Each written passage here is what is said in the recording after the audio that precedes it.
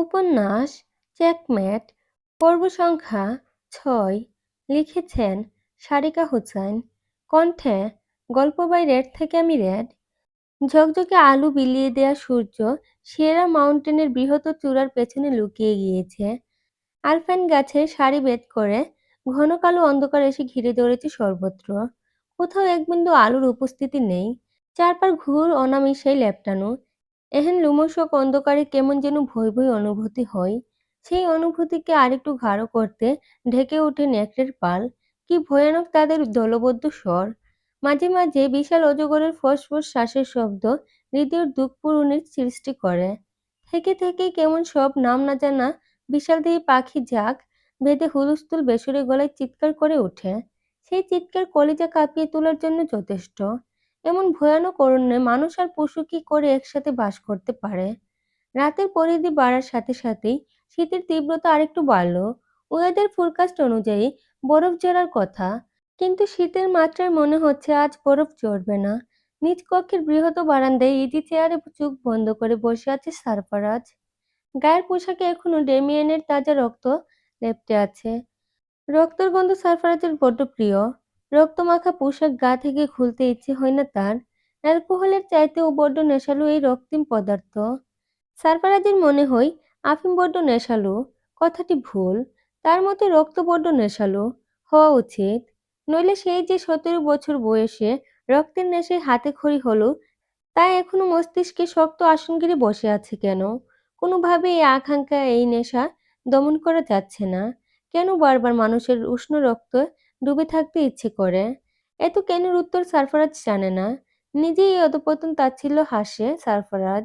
পা দিয়ে চেয়ারে আরেকটু দুল দিয়ে আহত গলায় বলে ওঠে, নিজের নাতিকে এমন ভয়ানক রক্তপিপাস বানিয়ে দিল সুবহান।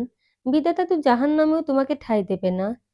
সুবহানের নিথর দেহ চোখে ভেসে আসতেই বুক ভেঙে কান্না চলে আসলো সারফারাজের।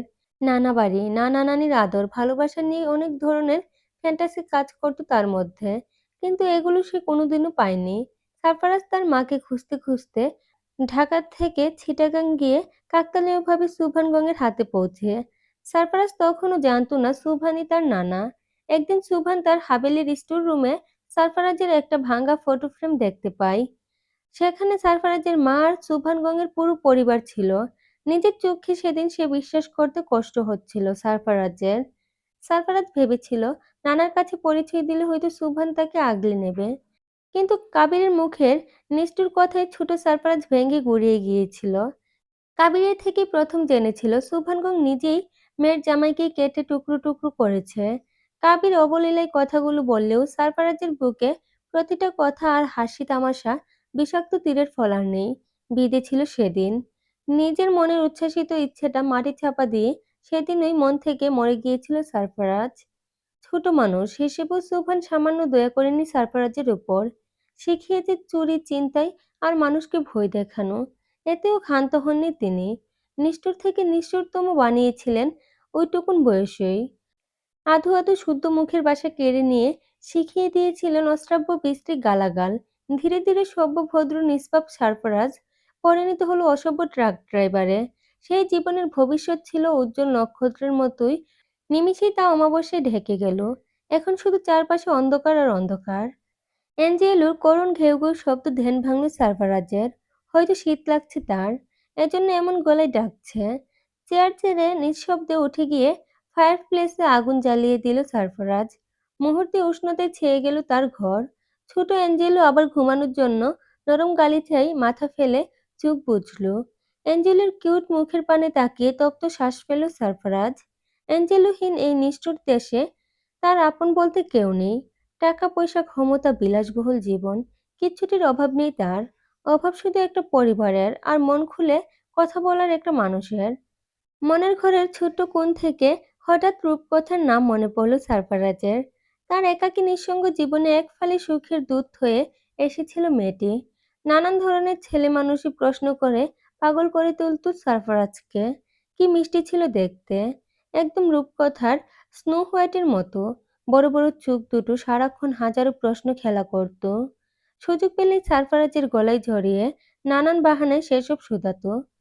গোটা গোটা হাতে সারফারাজের ঘন চুলে বিলি কাটতো।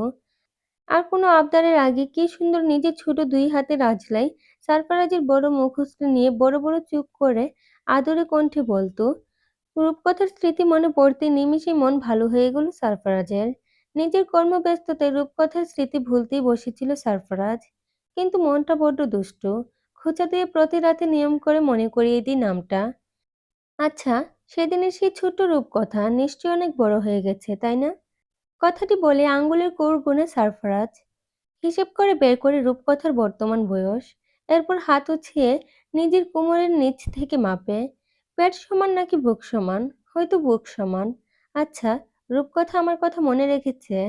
আমাকে দেখলে চিনতে পারবে সে? না না, কি ভাবছি? ওইটুকুন বাচ্চা থুড়াই মনে রেখেছে আমাকে। আমিও না কেমন বদ্ধ পাগল। সারফারাজ মনে মনে ভাবে একবার দেশে ফিরে রূপকথার সামনে গিয়ে দাঁড়াবে। পরক্ষণেই নিজের মনকে শুধাই, যদি রূপকথা তোকে এখনো মনে রেখে জিজ্ঞেস করে আমায় ফেলে কোথায় গিয়েছিলে সারফারাজ, তখন কি উত্তর দিবি তুই? রূপকথার প্রশ্নে সারফারাজের গলা শুকিয়ে আসে। কমিশনার নিশ্চয়ই রূপকথাকে ভালো রেখেছে। আগ বাড়িয়ে রূপকথার সামনে সারফারাজ যেতে চায় না। সবাই হয়তো এতদিনে সারফারাজ নামক খুনির কথা ভুলে গিয়েছে। অবশ্য এসব পাতি মাস্তানদের কেউ মনে রাখে না। সুফিয়ান চৌধুরীর প্রতি কৃতজ্ঞতা প্রকাশ করে সারফারাজ। মানুষটা বড্ড ভালো। নইলে নিজের জান বাজি রেখে কেউ একজন খুনিকে বাঁচায়। একটা ধন্যবাদ দেবার জন্য হলেও আপনার সাথে দেখা করতে চাই সুফিয়ান চৌধুরী, এবং খুব শীঘ্রই দেখা হবে আমাদের। ধীরে ধীরে ভর্তির সময় এগিয়ে এলো রূপকথার। সুফিয়ান চৌধুরীর কাছ থেকে রূপকথা কয়েকদিন একা থাকার অনুমতি নিয়েছে। ভদ্রলোক নিজেও স্পেস দিয়েছে রূপকথাকে।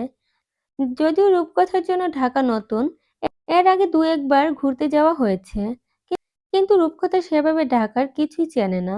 মেয়ের জন্য বড্ড চিন্তা হয় সুফিয়ান চৌধুরীর। তবুও মেয়ের আবদার ফেলতে পারেন না তিনি।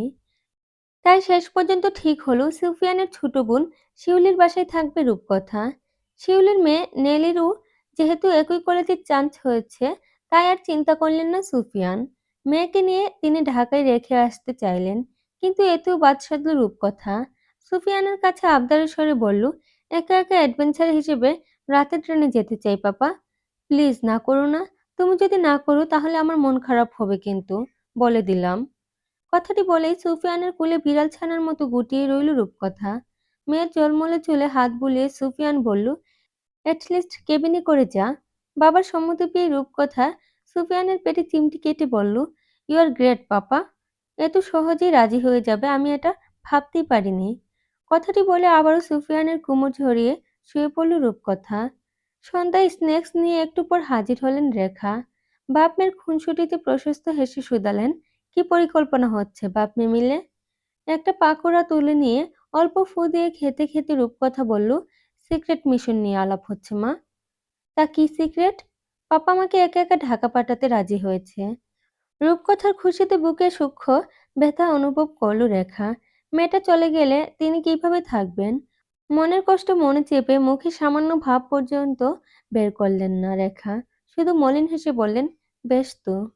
সুফিয়ান স্ত্রীর মলিন মুখশ্রী খেয়াল করে বলে উঠলেন, আমরাও মাস দুয়েক পর ঢাকায় শিফট হব। রেখা, অলরেডি আবেদন করেছি।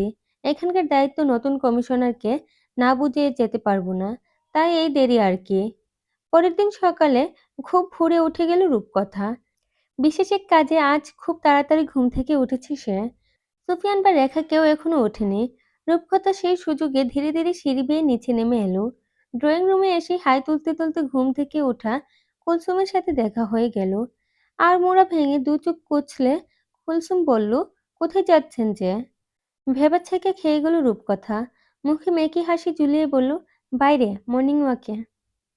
মর্নিং ওয়াকের নাম শুনে চোখ মুখ বাঁকালো কুলসুম। যে মানুষের শরীরে এক রত্তি মাংস নেই, তার আবার কিসের মর্নিং ফর্নিং? কুলসুমের উত্তরের আশায় দাঁড়ালো না রূপকথা। হনন করে পা ফেলে বাইরে বেরিয়ে গেল। কুলসুম রূপকথার যাবার পানে তাকিয়ে বলে উঠল, ওদের কামনো গরিবে আদের কামলই টানাটানি। ফাঁকা রাস্তায় কোনো রিক্সা বা সিএনজির কিছুটি দেখা পেল না রূপকথা। দীর্ঘ সময় হাঁটার পর একটা ব্যাটারি চালিত অটোরিকশা পেল। ভাগ্য যেন প্রসন্ন হলো। রিকশাওয়ালাকে হাঁক ছেড়ে ডেকে রূপকথা শুধালো, সুভানগঞ্জের হাবিলিতে যাবেন? সুভানগঞ্জের নাম শুনে রিকশাওয়ালার মুখের রং ফ্যাকাশে হলো, কিন্তু মোটা ভাড়ার আশায় রাজি হলো। কাল বিলম্ব না করে রূপকথা চেপে বসতেই হাওয়ার বেগে চলতে লাগলো রিকশা। আধ ঘন্টার পর রূপকথা শুভাঙ্গনের হাবিলিতে পৌঁছালো। এরপর রিক্সা থেকে নেমে বলল, আপনি এখানেই দাঁড়ান, আমি যাবো আর আসবো। রিকশাওয়ালা ঘাড় কাত করে সম্মতি জানাতেই ভেতরে ছুটল রূপকথা। প্রকাণ্ড হাবিলের শেওলা পড়া উঠোনে দাঁড়িয়ে ছলছল করে উঠল রূপকথার চোখজোড়া। দোতলা বিশিষ্ট অভিজাত ভরা বাড়িটা আজ কেবল ধুলো ময়লা আগাছার স্যাঁতসেঁতে শেওলার দখলে। বখাটে ছেলেপেলের আড্ডা জমে রাতের বেলা এখানে। ভাঙা মদের বোতল, সিরিঞ্জ আর সিগারেটের ফিল্টারও তার ছাপ স্পষ্ট। বাড়ির পাশ ঘেঁষে বাবলা গাছটা এখনো স্বয়ং দম্ভ নিয়ে মাথা উঁচু করে দাঁড়িয়ে আছে। ঝোপঝাড় আর ময়লার স্তূপ মারিয়ে ভীতিহীন ভেতরে প্রবেশ করল রূপকথা। কাঠের দরজা জানালাগুলো ওই পোকা খেয়ে ফেলেছে, তাই কৃত্রিমভাবে আলোকিত করার কোনো দরকার পড়ছে না। একে একে সিঁড়ির ধাপ মারিয়ে সারফারাজের ঘরে প্রবেশ করল সে। ঘরের ভেতর সিমেন্ট চটে চটচটে হয়ে আছে। ভাঙা একটা বিছানা অনাদরে পড়ে রয়েছে এক কোণে। তার নিচে ছোট একটা স্টিলের ট্রাঙ্ক, সেটাও বৃষ্টির জলে আর স্যাঁতসেঁতে মেঝেতে থাকতে থাকতে জং ধরে গিয়েছে। ঘরটিতে আর কিছুই নেই, হয়তো চোর এসে নিয়ে গেছে। এমন জনমানবহীন ফাঁকা বাড়িতে কেউ কিছু ফেলে রাখে নাকি? আগ্রহবশত হাঁটু মুড়ে মেঝেতে বসে সে ট্রাঙ্ক টেনে বের করলো রূপকথা। তালাহীন ভঙ্গুর ট্রাঙ্ক। খুলতে সময় লাগলো না তার। ট্রাঙ্ক খুলতেই ভেতর থেকে ভ্যাপসা গন্ধ বের হয়ে আসলো, সেই সাথে তেলাপোকার দল। ট্রাঙ্কের ভেতরে শক্ত পলিথিনে মুড়ানো কিছু কাপড় দেখতে পেল রূপকথা। সেগুলো ভাঙা খাটের উপর রেখে আরো কিছু খুঁজলো। উল্টেপাল্টে ট্রাঙ্ক নড়াচড়া করতেই একটা ছোট্ট বাক্স বেরিয়ে এলো। উৎসুক হয়ে সেই বাক্স খুলতেই লেমিনেটিং করা ছবি বেরিয়ে এলো একখানা। ছবিটা এখনো অক্ষত আছে, সামান্য নষ্টও হয়নি। ছবিটি কোনো আর্মি দম্পতির। আর্মি লোকের পোশাকের বেজে তার পদ স্পষ্ট প্রমাণিত হচ্ছে। কোনো উচ্চপদস্থ অফিসার তো বটেই। মাঝে একটা হাসি খুশি ছেলে, তার পাশে অনন্য সুন্দরী এক মহিলা। টানা টানা চোখ, খাড়া নাক, মহিলার সৌন্দর্য বর্ধন করেছে হাজার গুণ। ছবিটা আরেকটু কাছে এনে দেখতেই সাদা আকাশি মিশেলের চোখ জোড়া নজর এলো রূপকথার। অল্প হেসে রূপকথা বলল, সারফারাজের ছোটবেলার ছবি। ছবিটা উল্টাতেই পেছনে একটা ঠিকানা নজরে এলো। ঠিকানাটা ঢাকার। রূপকথা তপ্ত শ্বাস ছেড়ে কাপড়ের ব্যাগ আর ছবিটা নিয়ে উঠে দাঁড়ালো। এরপর হাতে করে আনা রং